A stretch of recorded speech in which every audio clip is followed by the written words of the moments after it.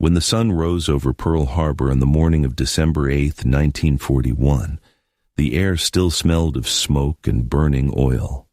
Battleships lay half-submerged in the harbor, their hulls twisted, their decks blackened. The water shimmered with an oily rainbow, reflecting a sky that had turned gray with grief. Sailors stood in silence among the ruins of what had been the pride of the U.S. Pacific Fleet. America had been caught sleeping. The attack that lasted barely 2 hours had shattered its illusion of distance and safety. The Pacific, once a vast blue frontier, had become a battlefield. In Washington and Honolulu, anger mixed with confusion. How had they not seen it coming? How had the world's most advanced navy been struck blind? While admirals demanded retribution and politicians promised revenge, one man stepped quietly into a basement beneath a nondescript building at Pearl Harbor. His name was Joseph John Rochefort, a 40-year-old naval officer with a sharp mind, an unruly sense of humor, and a lifelong fascination with language. Down in that basement, known simply as Station HYPO, were no windows, no weapons, no glory. Just rows of desks, typewriters, and endless sheets of intercepted Japanese radio traffic. To most of the Navy, it was a backwater assignment, but to Rochefort, it was the most important front line of all. He had been in cryptography long before it was fashionable, long before anyone realized that the future of war would depend as much on intelligence as on firepower. As a young officer, he had learned Japanese almost by accident, fascinated by its structure and rhythm. Now, in the ashes of Pearl Harbor, that curiosity was about to change the course of the war. Rochefort was not a man who fit neatly into the Navy's image of an officer. He wore a threadbare bathrobe over his uniform because the basement was cold. He often slept on a cot beside his desk, waking up in the middle of the night to scribble new theories on scraps of paper. He cracked jokes that only linguists could understand, and drank coffee as if it were a tactical weapon. But behind that eccentric surface was a mind that refused to give up on any puzzle. When he looked at the columns of numbers and kana streaming from Japanese transmissions, he saw more than chaos. He saw rhythm, pattern, intention. Somewhere inside that storm of coded messages lay the logic of Japan's next move. After the attack, Washington sent new directives to every intelligence unit across the Pacific. Find out where the Japanese will strike next. But in those first weeks, the signals were faint, fragmented, impossible to read. Japan's fleet spoke in a language buried beneath layers of encryption. The code, known to the Americans as JN-25, was not a simple cipher, it was a living organism. It changed, evolved, and adapted. Each message used groups of 5 digits representing code words. Each group was then altered again by an additive key. The result looked like pure nonsense. For years, Washington's best cryptanalysts had called JN-25 unbreakable. But Rochefort did not believe in unbreakable codes. Every system, he said, was built by humans, and anything built by humans could be undone by them.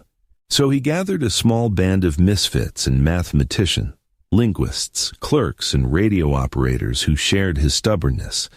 They worked in 12-hour shifts, surrounded by walls of paper.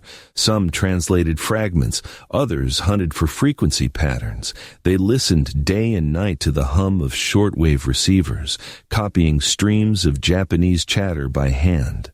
The work was brutal. There were no computers, no electronic aids. Every solution was born from intuition and exhaustion.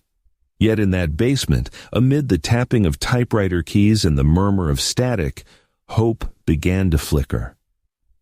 Rochefort believed that if they could even partially understand JN-25, they could predict Japan's next operation. The Pacific was vast, but the Japanese fleet could not hide forever. Somewhere in the noise, their intentions would slip through. Outside the walls of Station HYPO, life in Honolulu was changing. Civilians dug trenches, soldiers patrolled beaches, and blackouts turned the nights silent and tense. Every few hours, sirens wailed from the harbor, warning of possible raids that never came. The fear of another Pearl Harbor hung in the air like humidity. But inside Rochefort's basement, the rhythm was steady, almost calm. The men there understood that panic was useless. Only patience could save them. When others looked to guns and planes, they looked to numbers. Days blurred into nights. Messages arrived faster than they could be analyzed. The team's notebooks filled with columns of digits, hundreds of thousands of them. Sometimes, after hours of staring at the same line of numbers, someone would shout, "Wait, I've seen this before," and the whole room would lean in. Small victories, one code group identified, one phrase repeated became moments of triumph. Slowly, patterns began to emerge. Certain number groups always appeared near others. Some seemed to describe coordinates, others ships, others something entirely new. Rochefort began building a map not of geography but of meaning. He compared intercepted traffic volumes. When Tokyo grew busy with signals to a particular fleet, he knew an operation was forming. When those signals suddenly went quiet, it meant the ships had sailed. The code did not just hide information, it also left shadows. Still, his progress was fragile. Each day, new intercepts threatened to drown the team again. Washington's analysts, working from comfortable offices thousands of miles away, doubted that anything meaningful could come from Pearl Harbor's amateur cryptographers. They demanded reports, not intuition. But Rochefort ignored the skepticism. He knew that truth doesn't always announce itself in neat reports. In the months after Pearl Harbor, the war seemed unstoppable. One by one, Japanese forces swept through the Pacific, the Philippines, Singapore, the Dutch East Indies. Every headline carried bad news, yet beneath those headlines, in a windowless room full of cigarette smoke and paper dust, the first quiet counterattack had already begun. Rochefort once told a colleague, "We don't have to sink their ships, we just have to know where they'll be." It was a simple idea, and one that would soon rewrite the story of the Pacific War. By February 1942, Station HYPO had begun to decipher small fragments of JN-25. Single words, then phrases, then connections. Rochefort could sense something massive taking shape, a Japanese plan, vast and precise, hidden in the chatter of the airwaves. But the meaning was still out of reach. Somewhere in those endless streams of digits was the clue to Japan's next target. And Joseph Rochefort, the man in the basement, was determined to find it. Because for him, the real Battle of Midway had already begun months before the first shot was fired, in the silence between two radio signals. The war was now moving like a tide across the Pacific. Every week brought a new headline of disaster.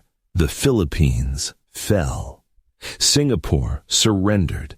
American forces retreated island by island, chased by a Japanese navy that seemed unstoppable.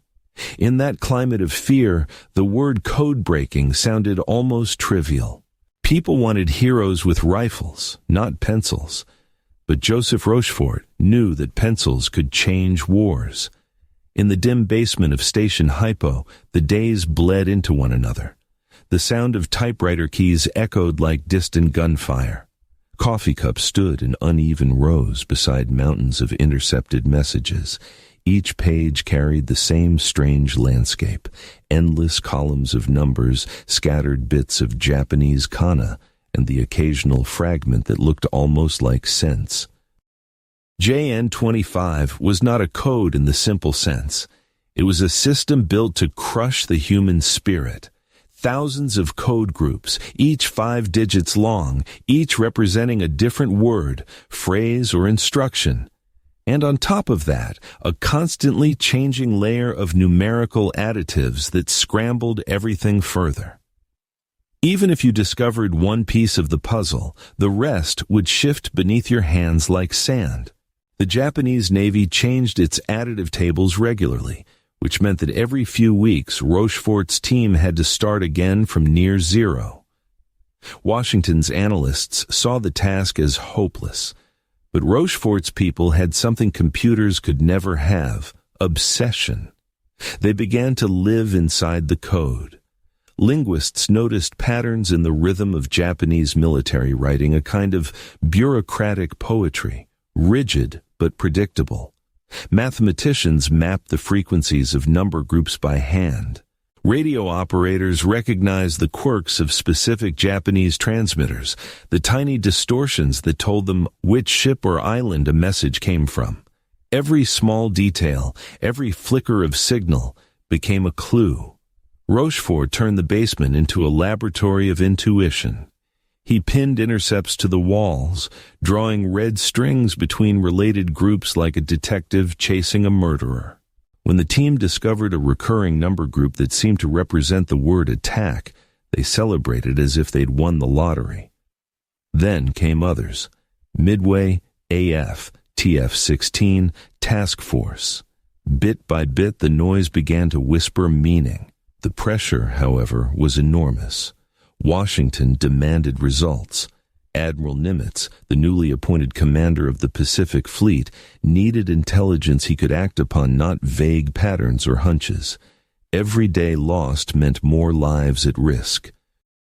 But Rochefort refused to rush what could not be forced. The code will tell us, he kept saying. We just have to listen long enough. Listening was the essence of their war. The men of Station HYPO were not soldiers in the usual sense. They were watchers. While others fought with bullets and torpedoes, they fought with patience. Sometimes, after hours of staring at a page of numbers, a man's eyes would go blurry, and he'd fall asleep on his desk. Rochefort would quietly drape a blanket over him and keep working. They began to notice strange bursts of traffic between Tokyo and certain forward bases. Something big was coming, a new operation, vast and secret. The intercepts spoke of fleet movements, of new air squadrons being reassigned, of equipment being shipped east. But the critical word, the target, was hidden behind code groups that still resisted them. One message referred to an operation involving AF. It appeared again and again, always AF. But what was it? A fleet? An island? A deception? Rochefort's instincts told him it was a location. The pattern of traffic, the context, the tone, everything pointed to a target somewhere in the Central Pacific. He began comparing frequencies of other code groups: AO, AJ, AK. Each seemed to refer to different places, perhaps abbreviations within the codebook for islands or bases. Slowly, he became convinced that AF was not just any island, it was Midway. Midway was small, a pair of coral atolls barely 6 square kilometers in total. But its position was critical, the midpoint between Asia and Hawaii. Whoever controlled Midway controlled the gates to the Pacific. If Japan took it, they could threaten Hawaii itself. If America held it, they could strike westward. In May 1942, Midway was about to become the most important speck of sand on Earth. Rochefort presented his findings to his superiors. But in Washington, skepticism ruled.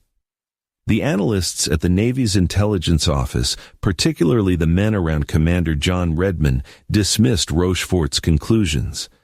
They claimed AF might be the Aleutians, or even Fiji. Washington didn't like being contradicted by a man in a bathrobe 3,000 miles away. The rivalry between the capital and Pearl Harbor was growing poisonous.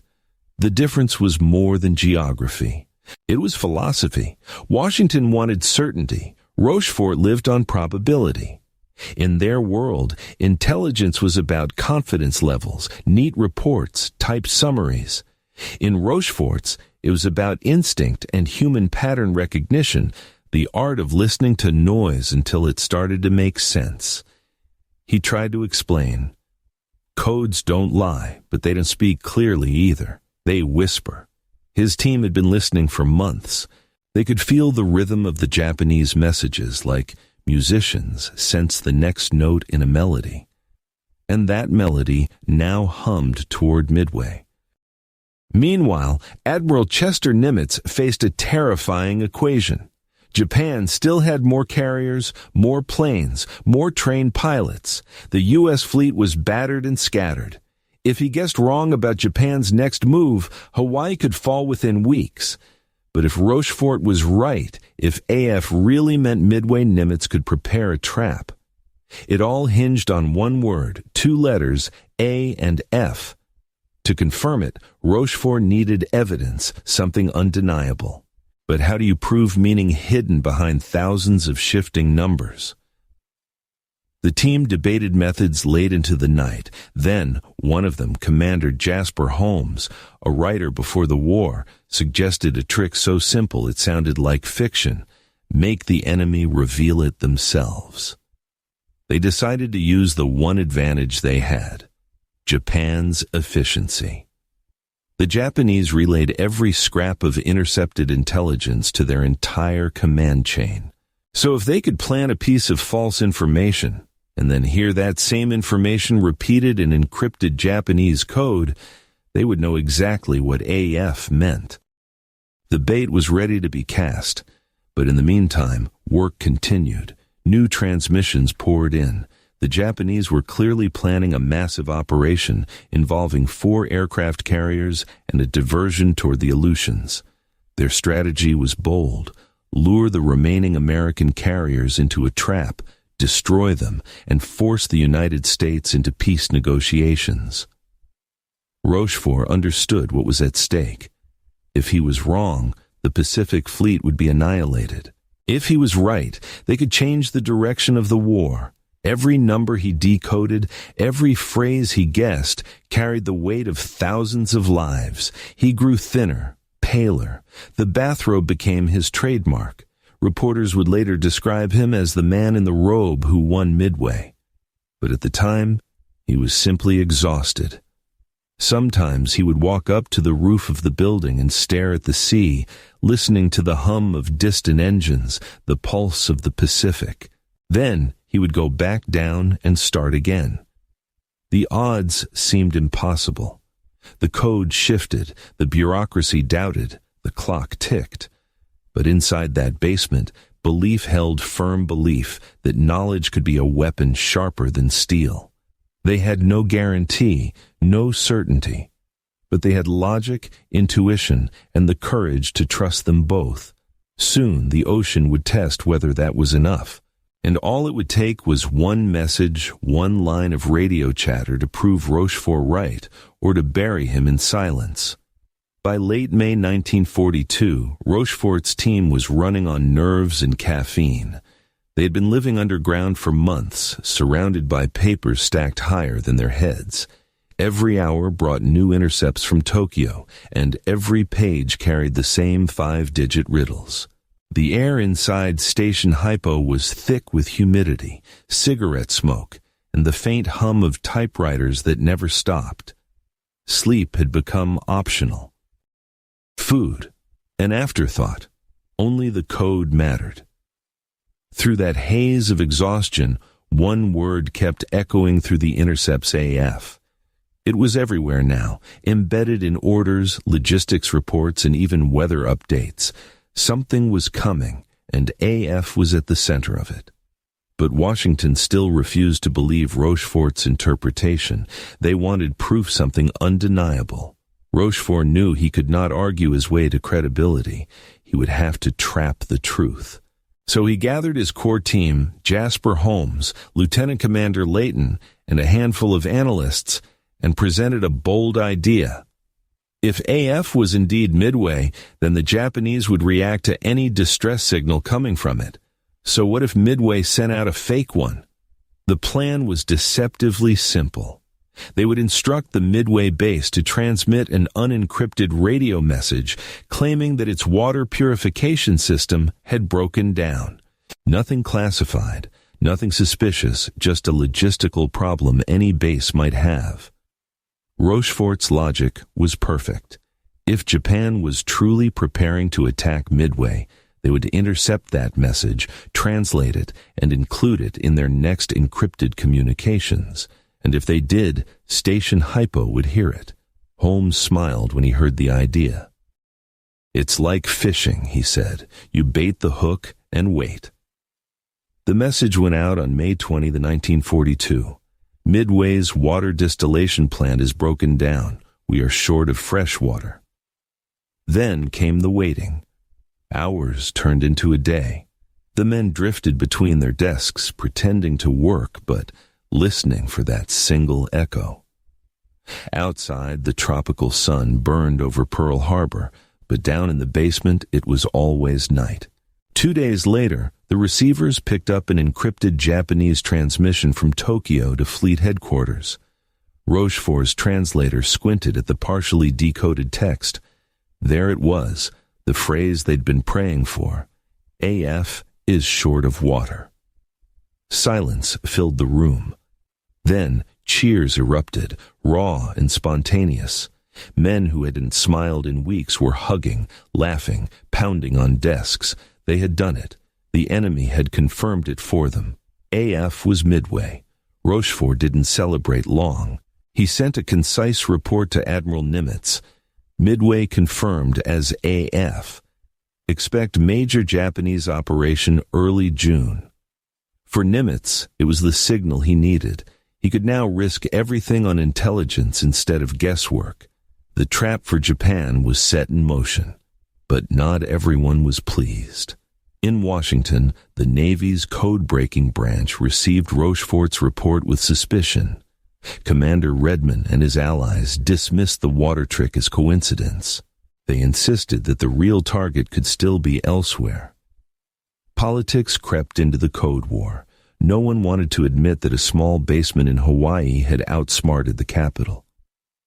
Rochefort ignored the insults. He cared only about the truth of the intercepts. As May turned to June, those intercepts became clearer. They revealed the outlines of Japan's Grand Planin operation of breathtaking complexity, commanded by Admiral Isoroku Yamamoto himself.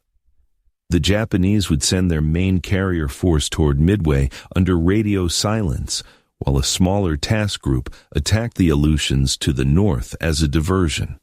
Their goal was to draw the remaining American carriers out and destroy them in one decisive battle. If successful, Japan would control the Pacific for years. But now, thanks to a single false message, Rochefort knew every piece of the plan.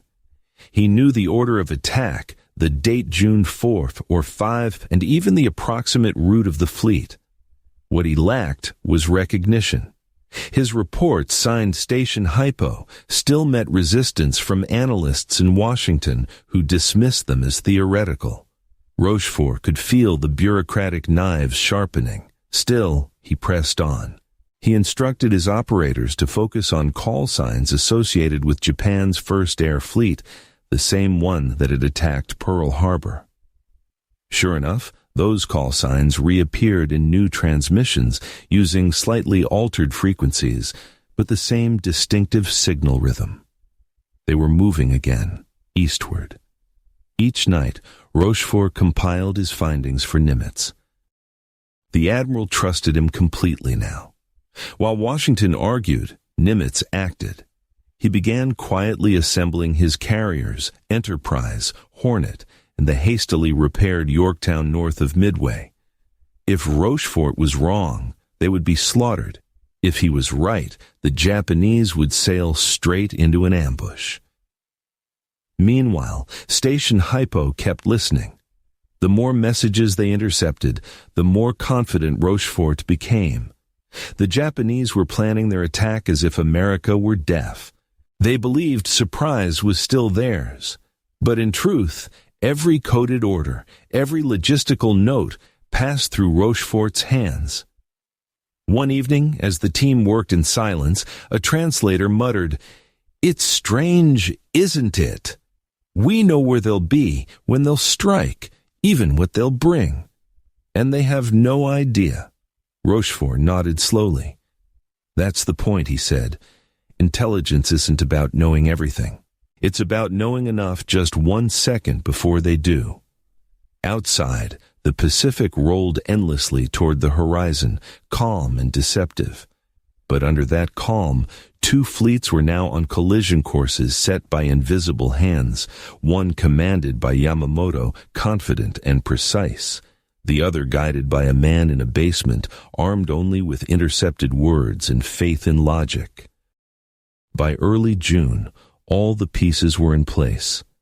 The Japanese believed the Americans would rush north to defend Alaska.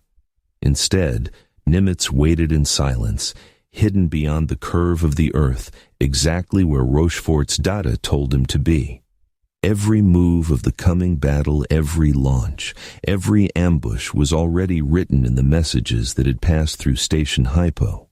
But for Rochefort, victory was still uncertain. The real fight, the one no one would ever see, continued in the static.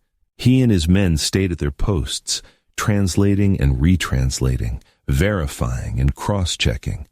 They understood that even one mistaken word could lead to disaster.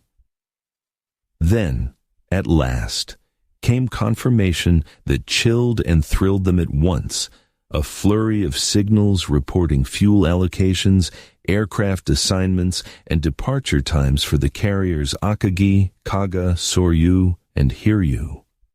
4 giants of the Japanese Navy, the same ships that had ravaged Pearl Harbor, were now heading straight for Midway. Rochefort leaned over the transcript, his finger tracing the call signs. He didn't smile. He simply whispered, "They're coming." The confirmation came, not with gunfire or radio announcement, but with a whisper in static. "AF is short of water." Those 4 words, intercepted in the early hours of May 22, 1942, changed the course of the Pacific War. They proved beyond all argument that the mysterious AF in Japanese communications meant Midway, and they proved something else, that intelligence could outthink power. For Rochefort and his exhausted cryptographers, it was vindication. Weeks of sleepless nights, of staring at numbers until their eyes bled, had finally paid off. The enemy had spoken the truth without realizing it. The trap had worked. When Admiral Chester Nimitz read the decoded phrase, he didn't need a committee to convince him. He had already learned to trust the man in the basement more than most admirals in Washington. "That settles it," he said simply. "Prepare for an attack on Midway." Within hours, secret orders went out. American carriers Enterprise, Hornet, and the still-scarred Yorktown were to rendezvous northeast of Midway. Their crews knew little, only that they were sailing toward history. Engineers worked around the clock to patch Yorktown's bomb-torn flight deck. Pilots reviewed maps they would never see again. Every man aboard those ships was betting his life on the accuracy of words decoded in a windowless room. Meanwhile, in Tokyo, the Japanese Navy was preparing for triumph. Admiral Isoroku Yamamoto's grand design operation Miwas entering its final phase. The goal was simple: crush what remained of America's carrier fleet, capture Midway, and force Washington to negotiate. Yamamoto's staff believed the enemy had no idea. Their intelligence reports told them the U.S. Navy was broken and blind. They were sailing toward what they thought would be a replay of Pearl Harbor. But the board had already been flipped. Rochefort's team continued to monitor Japanese traffic obsessively. They tracked fuel convoys, reconnaissance flights, and supply ships all pointing to the same destination. The rhythm of transmissions itself revealed movement. As Tokyo grew silent, the airwaves near the Central Pacific grew louder. Rochefort could almost feel the carriers gliding eastward through the dark. He was not a man prone to dramatics, but even he sensed the gravity of what was unfolding. "They're walking into it," he murmured to a colleague one night, eyes fixed on a decoded fragment.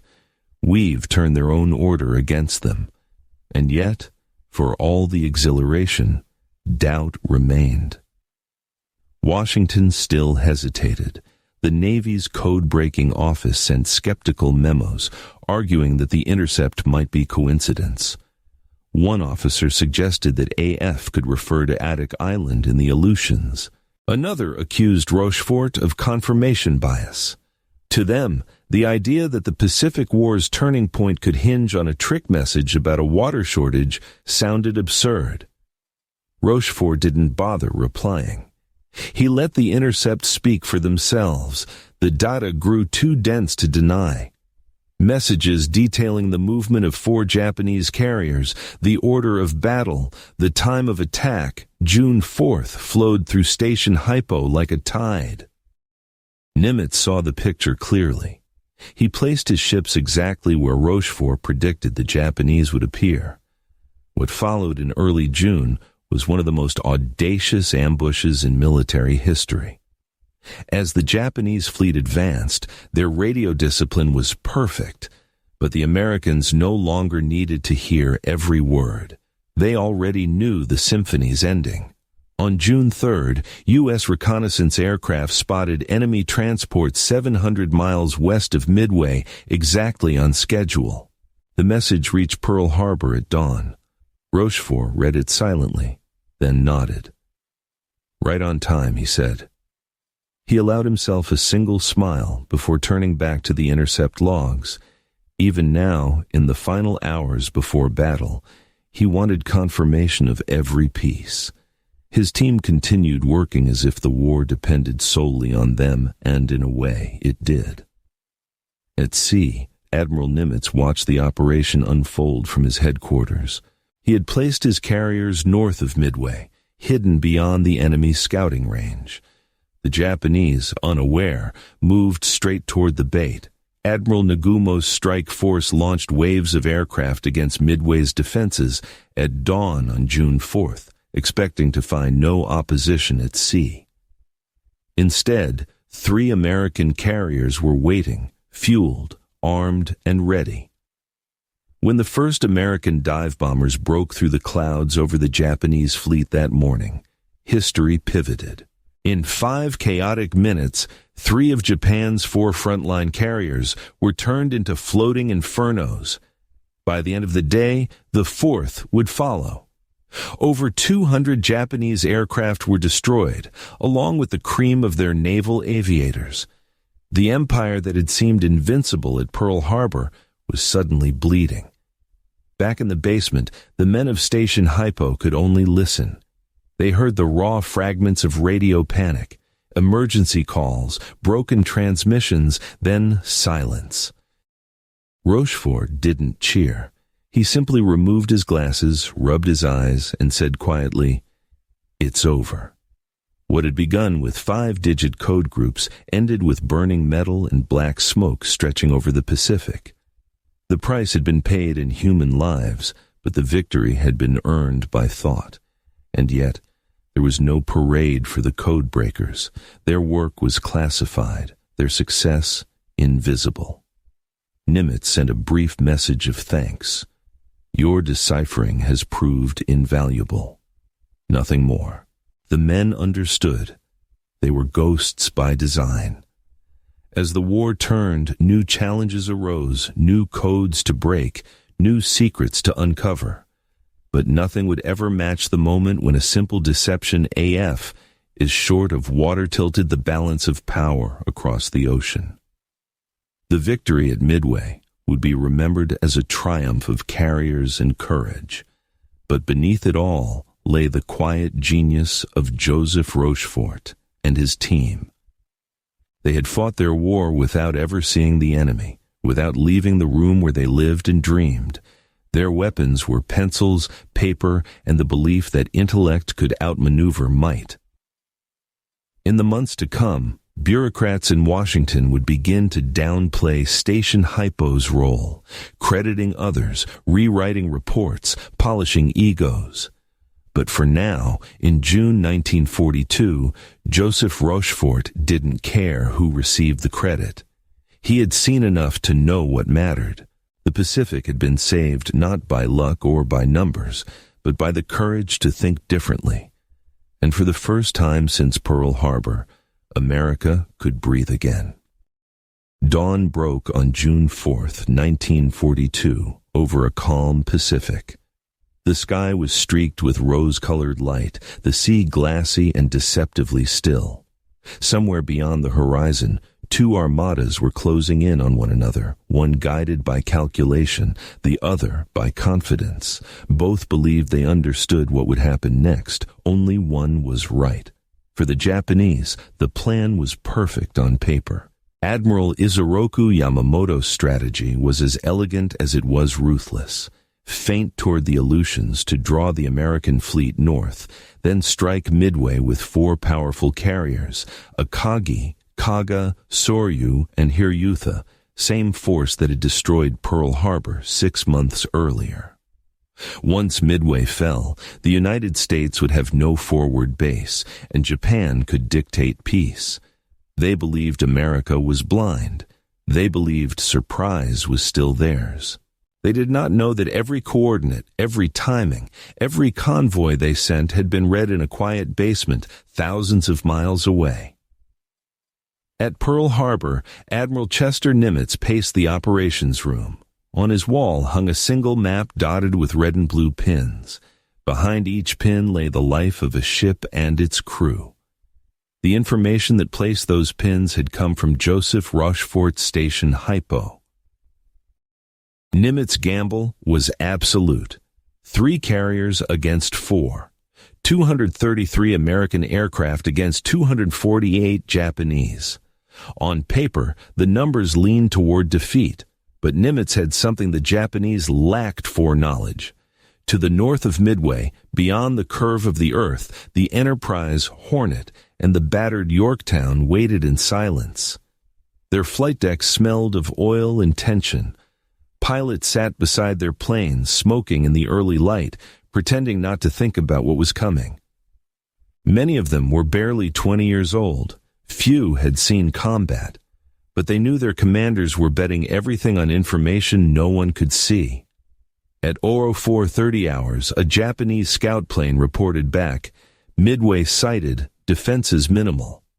Admiral Nagumo, in command of the strike force, ordered the first wave to launch neonate bombers and fighters roaring into the dawn.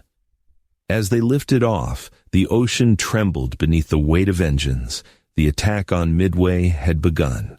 On the tiny atoll, American Marines watched the sky darken with incoming aircraft. Sirens wailed, anti-aircraft guns barked, the air filled with smoke and sand. Japanese bombs tore into the runways and fuel tanks. Flames rose hundreds of feet high. It looked from Nagumo's flagship like victory. But the real battle was happening elsewhere, far beyond sight. As Nagumo's planes struck Midway, American reconnaissance planes launched from the island spotted the Japanese carriers. One pilot, Lieutenant Howard Addy, radioed the coordinates back before being shot down. The message reached Nimitz's flagship, then flashed to the waiting carriers. Enemy main force sighted. The ambush was unfolding exactly as Rochefort had predicted. At 07:00, American bombers from Midway attempted the first counterattack B-26s and B-17s lumbering in from the east. Their bombs splashed harmlessly into the sea. None scored a hit, but they forced the Japanese to maneuver, buying precious time. Nagumo faced a dilemma that would decide the fate of the Pacific. His returning planes from Midway reported that the island was still functional, runways damaged but not destroyed. He prepared a second strike to finish the job. His flight decks were being rearmed with land bombs when at 07:45 another message arrived. Enemy ships sighted to the east. In that moment, uncertainty entered perfection. Should he rearm his planes for ship attack or finish off the island? He chose to switch to replace land bombs with torpedoes. It was a small decision made in haste, but it changed everything. For the next 45 minutes, the Japanese carriers' decks were chaos fuel hoses snaking, bombs stacked, torpedoes half-loaded. The most powerful fleet on Earth stood exposed, defenseless, waiting for orders that would come too late. Meanwhile, American torpedo squadrons were already on the way. From the Hornet came Torpedo 8, led by Lieutenant Commander John Waldron. They flew obsolete TBD Devastators slow, underarmed, and without fighter cover. Every man in that formation knew his odds were close to zero. Still, they pressed on, skimming the waves toward the enemy. At 9:20, they arrived. Japanese fighters fell on them like hawks. Plane after plane burst into flame or plunged into the sea. Of the 15 aircraft in Torpedo 8, all but one were shot down. Only Ensign George Gay survived, floating in the water as he watched the battle rage above. Their attack scored no hits, but it changed everything. Nagumo's fighters, drawn low to intercept the torpedo planes, left the sky above unguarded. And at that exact moment, high in the thin blue air, dive bombers from the Enterprise in Yorktown appeared, guided by sheer luck and courage. The squadron leader, Lieutenant Commander Wade McCluskey, had been running out of fuel when he spotted a Japanese destroyer racing north at full speed. He guessed it was hurrying to rejoin the main fleet and followed it. Minutes later, the 4 Japanese carriers came into view below, glittering in the sun like targets on a firing range. At 10:20, McCluskey's bombers dove. The sky split open. Scream after scream of engines, the roar of plunging aircraft, then the thunder of explosions. Within 5 minutes, Akagi, Kaga, and Soryu were burning from bow to stern. Ammunition detonated. Planes rolled off the decks into the fire. Men leapt into the sea as walls of flame engulfed the ships. The air smelled of fuel and metal and death. From his observation plane, one Japanese officer whispered, "We are lost." Only Hiryu remained, launching a desperate counterstrike that hit the Yorktown later that afternoon. The American carrier listed, burning but not sunk. Her crew fought fires for hours before abandoning ship, but fate was sealed. American planes found Hiryu just before sunset. 4 bombs tore through her decks. By nightfall, she too was gone. The ocean burned across 40 square miles. 4 carriers, the heart of Japan's offensive power, were destroyed. In less than a single day, the balance of the Pacific had reversed. Back in Pearl Harbor, Station HYPO intercepted the desperate fragments of Japanese distress calls. Static, broken Morse, pleas for assistance that would never come. Rochefort listened without triumph. "That's it," he said softly. "That's the sound of history turning." For the men in the basement, the victory was abstract. They had no guns, no medals, no ships to cheer from. They only had silence, the silence of a code finally gone quiet. But they knew what they had accomplished. Their work had allowed Nimitz to position his carriers exactly where they needed to be. Every torpedo, every bomb, every maneuver of that day traced back to numbers once written on scraps of paper. When the first detailed reports of the battle reached Washington, disbelief turned to astonishment. 4 Japanese carriers gone? Impossible. But it was true. The telegram Nimitz sent to Rochefort was short and formal. "Your estimates and deductions were exactly correct. Congratulations." Rochefort smiled when he read it. "That's all we need," he said, and went back to work. There were still other codes to break, other operations to anticipate. The war was far from over, but the tide had turned. For Japan, Midway was more than a defeat, it was a revelation. Their aura of invincibility shattered. The Empire would never again launch an offensive on that scale. From then on, it would fight defensively, retreating island by island until the war's end. For the United States, Midway was a resurrection. 6 months earlier, the nation had been reeling from Pearl Harbor, humiliated and unsure. Now it had struck back not through sheer force, but through intellect and precision. The victory proved that wars could be won by minds as well as machines.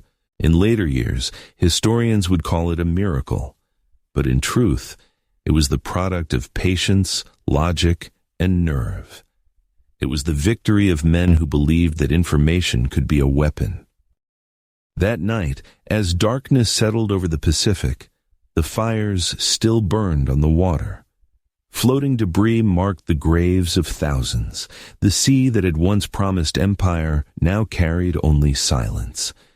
In a basement under Pearl Harbor, Joseph Rochefort removed his headphones, stretched his aching shoulders, and exhaled for the first time in months. He had never seen the battle, never fired a shot, never left his room. And yet, in the quiet of that moment, he knew he had commanded the most decisive strike of all. The code that was unbreakable had broken. The empire that sought to conquer the Pacific had been stopped by pencils and perseverance, and the man who made it happen would soon discover that victory, even when earned, does not guarantee recognition. For now, though, the basement was still. Outside, the waves of the Pacific rolled on, unaware that the war had just changed forever. The battle was won, but wars rarely end where history thinks they do. Midway became legend almost overnight, symbol of courage, timing, and divine luck. Newspapers called it the revenge for Pearl Harbor. Admirals were hailed as heroes. Pilots became household names. The nation finally had something to believe in again. But in the basement where it had truly begun, no celebrations followed. There were no parades for the men of Station HYPO, no medals pinned to their uniforms, not even a mention in the official communiques. Their names were classified, their work invisible. When the country cheered its aviators, Rochefort simply turned off the radio and went back to his desk. The Japanese code had already changed again. The next battle, he knew, would start with new numbers. Admiral Nimitz, understanding the magnitude of what Rochefort's team had done, recommended him for the Distinguished Service Medal. The paperwork left Pearl Harbor and vanished somewhere between Honolulu and Washington.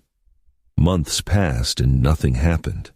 When Nimitz asked why, the answer came wrapped in bureaucracy. At the Navy's headquarters, men who had doubted Rochefort now needed to defend their reputations.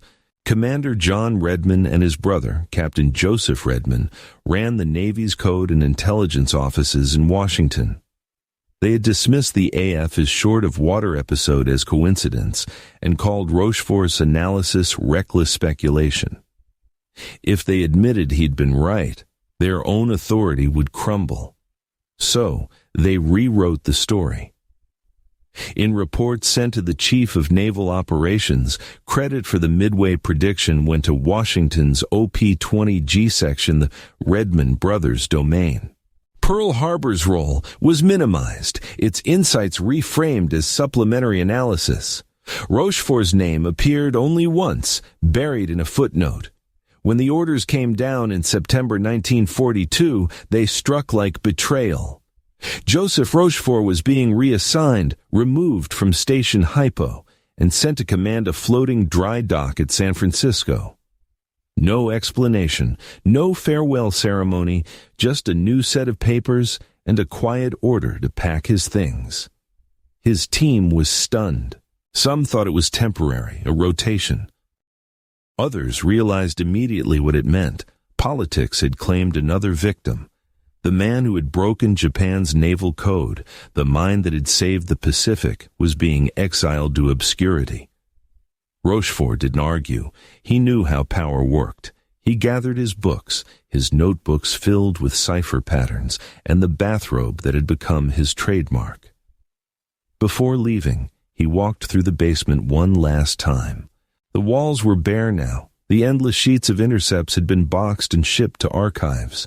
He paused by the empty desk where he'd once slept, the cot folded against the wall. "Keep listening," he told his men quietly. "That's all that matters." Then he left. In San Francisco, the war continued without him. While others analyzed messages that carried his fingerprints, Rochefort oversaw mundane repairs on damaged ships. He performed his duty with quiet professionalism, never complaining, never mentioning Midway. The sailors under his command barely knew who he was. To them, he was just another officer with tired eyes and a strange habit of carrying a notebook everywhere. But the isolation wore on him. He had devoted his life to intelligence, to the art of seeing patterns where others saw noise. Now he was surrounded by engines and rust. He missed the rhythm of the code, the camaraderie of HYPO, the thrill of discovery. Worst of all, he knew that history was being rewritten in real time, and there was nothing he could do to stop it. In Washington, awards were distributed to others. Admirals who had doubted him received promotions. Reports describing Washington's decisive cryptanalysis circulated among politicians eager for victory stories. The myth hardened into fact. For the rest of the war, Rochefort stayed in technical postings. He worked on training manuals, logistics, anything that needed doing but offered no glory. He refused every opportunity to publicly claim credit. When journalists later tried to track down the codebreaker of Midway, they found nothing, only silence. The Navy preferred it that way. After Japan's surrender in 1945, the world celebrated peace. America stood triumphant, its cities intact, its fleet unmatched. Rochefort retired a few years later, quietly and without fanfare. He returned to civilian life in California, living modestly, reading voraciously, and tending his garden. Few neighbors knew they lived beside the man who had outwitted Yamamoto. For decades, his story remained buried beneath classification stamps and bureaucratic pride. When historians wrote about Midway in the 1950s, they repeated the official line that Washington's analysts had cracked the code. Rochefort's name appeared nowhere. Only those who had served under him remembered. They told the story in whispers, passing it like a secret between generations of intelligence officers. How one stubborn man had read the enemy's mind and saved the Pacific, only to be forgotten by the country he served. Years later, one of his former subordinates, Rear Admiral Edwin Layton, tried to set the record straight. He pushed for the declassification of the original HYPO reports, arguing that the truth of Midway was incomplete without them. But bureaucracy moves slower than justice. Rochefort grew older, his hair turning white, his eyesight failing. He never sought vindication. The results were what mattered, he once said. We stopped them. That's enough. He spent his final years surrounded by books, chessboards, and the hum of radios he still tinkered with. Friends who visited described his dry humor, the same mix of wit and understatement that had kept his team sane during those desperate months in 1942. When asked about the battle, he would shrug. It wasn't magic, he'd say. It was arithmetic. On July 20th, 1936, Joseph John Rochefort passed away at the age of 76. His obituary was brief naval officer, linguist, served in World War II. Nothing about Midway, nothing about the code, nothing about changing history. But truth, like a signal in static, has a way of resurfacing. A few years after his death, the Navy finally began to declassify wartime intelligence files. Historians combing through the archives found Rochefort's name everywhere. his handwriting on the reports, his memos to Nimitz, his annotations on intercepted messages, the magnitude of his contribution became undeniable. In 1985, nearly 40 years after Midway, the U.S. Navy officially recognized him with the Distinguished Service Medal he had been denied. The citation read, "For distinguished service in the performance of outstanding duties in the field of intelligence, resulting in the decisive victory at Midway." It was a sentence carved in metal, but it carried the weight of an entire ocean. By then, of course, Rochefort was gone. He never heard the words, never saw the medal, but those who had served with him said the recognition mattered anyway, not because he needed it, but because the truth finally did. History had caught up. The man in the bathrobe, the eccentric in the basement, the codebreaker who had trapped Japan at Midway, was no longer forgotten. History remembers the thunder of guns. It remembers the smoke of battle, the names of admirals, the silhouettes of ships against burning skies. But beneath that noise, wars are also fought in silence in rooms with no windows, by men and women whose victories come without fanfare. Joseph Rochefort was one of them. He never commanded fleets or fired shells, yet his mind shaped the tide of the Pacific as surely as any carrier or cannon. When the archives opened and the world finally saw the paper-stamped top secret, it became clear just how deep his influence had run. The memos, the hand-scribbled decrypts, the marginal notes all revealed a pattern of thought that modern intelligence officers still study today. Rochefort didn't just break a code, he built a philosophy. He believed that information was a living thing, that every message, no matter how encrypted, left a shadow. And that shadow, if traced patiently enough, would always reveal the truth. To him, intelligence work was not about machines or formulas. It was about listening to rhythm, to repetition, to the heartbeat inside chaos. That idea changed everything. After Midway, the U.S. Navy and later the entire intelligence community began to treat information as a weapon system in itself. The line between soldier and scientist blurred. The age of the silent war had begun. In the Cold War that followed, new generations of cryptanalysts carried Rochefort's legacy without even knowing his name. The rooms changed from basements filled with typewriters to vaults filled with computers, but the spirit was the same. Tireless analysis, relentless curiosity, the refusal to accept that anything made by humans was truly unbreakable. When satellites replaced scout planes and algorithms replaced pencil marks, the principles still echoed his. Pattern recognition, human insight. The understanding that behind every cipher there is always intent, a mind trying to hide from another. To the intelligence officers who studied his declassified notes decades later, Rochefort's humor and humility stood out as much as his genius. He wrote in one margin, "We're not magicians, only men with better guesses." In another, "Victory favors those who listen longer."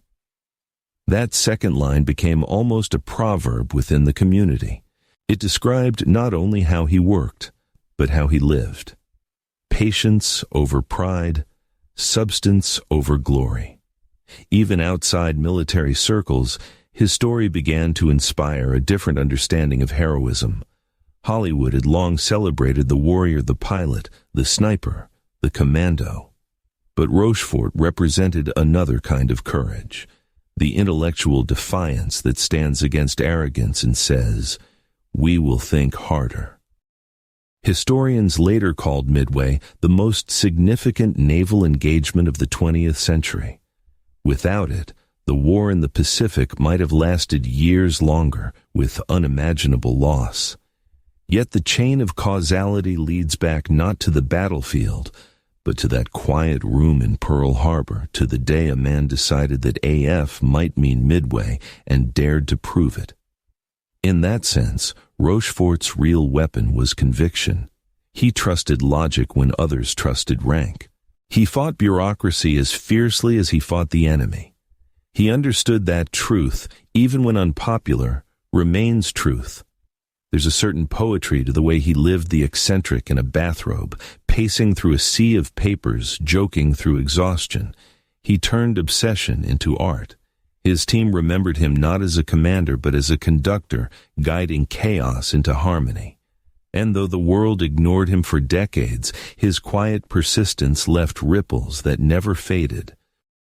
The analytical methods born at Station HYPO became the foundation for post-war codebreaking, electronic surveillance, and modern cybersecurity.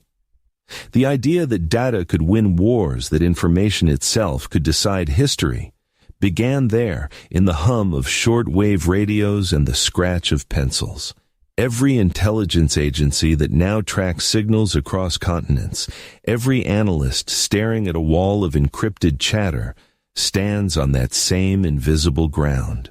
Rochefort proved that knowledge can be as decisive as firepower, that the human mind, when armed with patience and imagination, can outwit empires. When his Distinguished Service Medal was finally presented in 1985, it was placed not in his hand, but beside his memory. Admiral Nimitz' successors spoke quietly of a man who had changed their profession. The victory at Midway, one admiral said, was won by sailors who never saw the sea. That line captured the paradox of the silent war, triumph without witnesses. Even today, visitors to the National Cryptologic Museum stop before a small display case. Inside lies Rochefort's medal, a few declassified memos, and a photograph, a middle-aged man with sharp eyes, a half-smile, and a robe draped over his shoulders. The caption reads simply, "He listened, and the ocean answered." It is a fitting epitaph, because the story of Joseph Rochefort is not just about codes or battles.